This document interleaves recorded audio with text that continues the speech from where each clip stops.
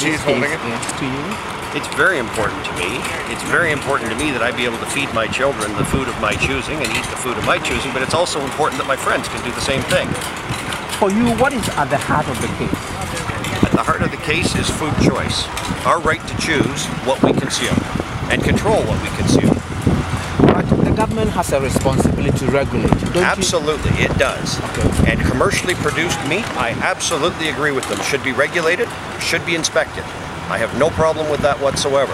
Where they cross a line is where they enter my premises and tell me what I can do with my animals on my property that I'm going to consume, or telling my friends the same thing. Why should you be any different though? I mean, their main mandate is food safety. Absolutely. And commercially produced meat, you have no control over what you're consuming. I, on the other hand, buy a healthy animal of my choosing.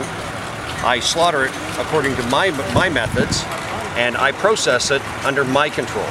And that's where I am different from someone who is buying it in a grocery store.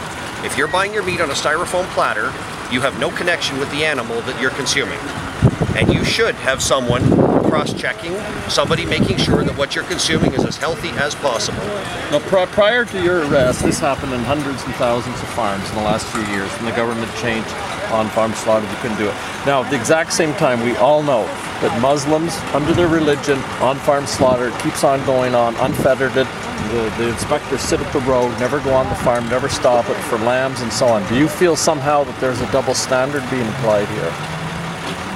I think what's scary for my Muslim counterparts is they're terrified that the double standard is about to end and they're going to be treated exactly the same as I am. Are you saying that Muslims are treated differently? Oh yes. I said No, not you. How? In what way? Well, I had an armed raid on my property, last year, almost exactly 1 year ago. 2 weeks after that was the Muslim Slaughter Fest of Eid. And I fully support the Muslims' right to follow their heritage and their traditions. And they were allowed to proceed unfettered, and that's a good thing. But it's a stark contrast to what happened to me, where I killed one pig with a friend, cut and wrapped it with a friend, processed it, and then subsequent to that got $100,000 in charges.